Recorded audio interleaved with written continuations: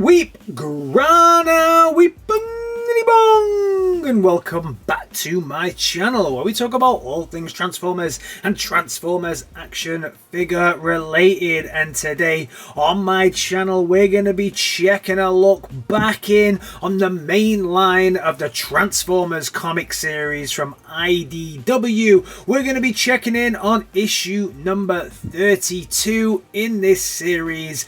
Absolutely fantastic. If you have been keeping up with these are now all set after Transformers Escape and Warworld. So if you want to know what's going on before that, check out my reviews on both Escape and Warworld before checking in on this one.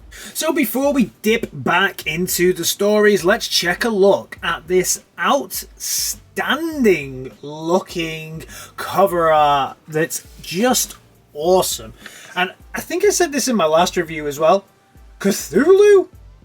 I can't wait to see if Cthulhu's part of this. I'm not sure if Cthulhu's part of the Transformers franchise, but it's nice. Hail Cthulhu. Hail Cthulhu. And then as we go through, we see this Jumpstream here as well. As we know, Jumpstream currently teleporting through dimensions and through all kinds of distant places. And then at the top, we have a little bot here as well. This kind of changes every single time now, which is pretty cool. Opening this bad boy up, we get Transformers, and then, as I said, this is becoming a little bit of a staple now of what Transformers are doing, and there's this kind of red area here where we get to see the beautiful artwork that's going on. We have the writer, we have the art, the colours, the letters and design, the editor, the assistant editor, and most importantly, we have supervising editors as well. And of course this comes from IDW. We get a little look back at the story so far, and if you watched my last issue and my last review on one of these, then we saw that Jumpstream got the power of teleportation from Perceptor and teleported everywhere all over Cybertron, and then finally was teleported into another dimension where we met Exarchon. Zarkon? Exarchon. I'm pretty sure right now I am getting hounded in the comments for my pronunciation of this. And can I also say, worst badge ever. So we have as main characters in this issue, we have Bumblebee, we have Exarchon, Archon, Zarkon, whatever the hell his name is, and then we have Thrall. We also have Jumpstream and Swift as well. So before, when we left the last issue, Megatron, who isn't Megatron, had just introduced himself as Exarchon or Zarkon or whatever the hell his name is. These three bots, obviously, we have Onslaught and we also have Shockwave here as well, are looking quite confused because they seem to be because Jumpstream that's here, seems to be wearing the colours of our long dead enemies. So this lets us know that certainly in this reality, that the battle between the Autobots and the Decepticons or the Exarchon or whoever we were fighting has long since passed. And this is where Jumpstream realizes this is not my world, this is not my Cybertron, can't be. Can it? Jumpstream then says, can't be. You're dead and gone, Exarchon, Archon, Zarkon, whatever your name is. So this is not someone who I'm familiar with. So Exarchon, Zarkon, whatever his name is, happened before I started picking up these comics. So again, down in the comments, let me know who this dude is and how excited I should be for the return of this dude. Exarchon says basically to cast these people out and give them to the debris collectors. At this point, they're going to give Jumpstream to the mercenaries. So we see some of the Seekers come out and they leave Exarchon behind, and then here in the background, we see the mercenaries come out to pick up Jumpstream, and they're asking, are they going to sell Jumpstream to them? Of course, the Seekers say yes, give payment, and then they give them over to Thrall and the other mercenaries. So the mercenaries are taking Jumpstream through. Again, Thrall, she obviously seems to know who that is, so let me know. That's obviously from a previous comic that I haven't quite read yet. But as they're taking him to the pits, and at this point, Jumpstream is very, very low on energy, so she can barely move. And we see Insecticons here as well, chewing down and chomping down on other things. And then in the sky, we look up and we see the Seekers, but boom, boom, boom, boom, boom, boom, boom. We see boom, boom, boom, blah, blah, blah, blah, clap, clap, kazap, taka, taka, taka. And Bumblebee and the others and Power Glide all attack against the mercenaries, and they help Jumpstream out.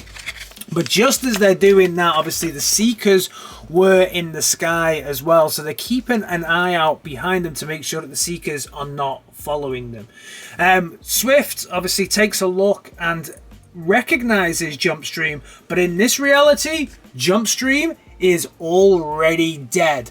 So they can't already work out why Jumpstream is there. They don't know what's going on. But Jumpstream is trying to explain why she's there, but also Swift is saying, I've seen she's dead. I don't know why she's here. Bumblebee's not that interested. Bumblebee's just like, we gotta go. We gotta go. Other Seekers are gonna come. We've gotta go. And of course, sure enough, out of nowhere, we start to see the cons land, and Vortex is right at the front, having blown Swift to smithereens. A battle kind of gets underway, and bots are lost left, right, and center, consumed, destroyed, blown up. And during this time, basically, there comes down to a final fight between a couple of bots. It comes down to Trigger Happy, Bumblebee, and Jumpstream. But he says, say my name, and he says your name is Headless, and shoots off Trigger Happy's name. And what the Bumblebee then tells to Jumpstream is he's sure that Trigger Happy will have vials of Energon on him, so he gives all of the Energon to Jumpstream, so that Jumpstream can get back to wherever Jumpstreamers came from. Bumblebee says basically that they lost the war here a long time ago, and if Jumpstream can go back to a reality where they can win and not have this problem, then he's more than willing to help Jumpstream. We then see Bumblebee disappearing, probably smashed by something here. We don't actually see what, but Jumpstream jumps, and again, as Jumpstream jumps, a shadowy Seeker in the background can see her. So who is this? Who is this Seeker in the background here? Let me know. And then she lands right back with Perceptor. If we remember last time as well, Sunstream was trying to get out of Shockwave's lab, and still, Sunstorm is still trying to get out of this tank by saying that he's awoken, he's himself again, Onslaught, let me out. And then Onslaught says, hey, Vortex, you got to take over. And just ignore him, and again, now he starts again, Vortex, let me out, like it was Onslaught, and previously it was Shockwave, let me out. Meanwhile, back at the Iacon Medical Center, we see that Cyclonus is rushing back to Flatline because she's awake. Provoke is awake, but Provoke's mind is still a little bit damaged and can't remember much, but Cyclonus tells her that we won and that everything is going to be okay. Back here, back at Perceptor's laboratory, Pyramagna has rocked up and is pretty pissed at Perceptor for allowing Jumpstream to basically be a robotic guinea pig for this technology. After assessing the data, what they work out though is that she has not been to a parallel reality. She stayed on Cybertron, so they assume where she went was the future. Then we cut back to this place between worlds, this world between worlds, this space between spaces. And we finally get to see who it is that's been in the space between spaces. And that person is Scarlet. Skywarp. So Skywarp has returned. The Lord of Misrule has returned. So is this Skywarp or is this somebody else? Let me know down in the comments, because something tells me this isn't Skywarp, right? Or am I right or wrong? Looks like Skywarp to me, but I'm sure someone will say no. Is it that XXXXaron? Is it Zaron? Is it Xaron? Zaron? Is it Zarkod? What's his name from Power Rangers? Is it Zordon? I don't know. Let me know down in the comments who it is. We then see the next issue with Swindle and his others, and Bumblebee rocking a Decepticon logo. Bad boy on your rug. Cthulhu was nowhere. Failed. Didn't see Cthulhu. Did anybody else see Cthulhu? Didn't see Cthulhu. Or is that Xarchon, Zarkon, Archon, Zarkon, Zarkon? I don't know. Didn't see Cthulhu. Anyway, but underneath, this was the other artwork. There always seems to be this bizarre artwork. I don't quite like the way that this one looks. And then on the next page, we get to see something that is actually quite nice artwork. This one with Skywarp's hand coming through to try and grab Jumpstream as she jumps. We also see advert for Snake Eyes Dead Game. And then we also have another advert for the Transformers Back to the Future Great Scott Time Travel and Autobots. Absolutely fantastic. We also get Lock and Key. I don't read Lock and Key, but I do watch it on Netflix. And then at the back we get Cybertron looking absolutely awesome.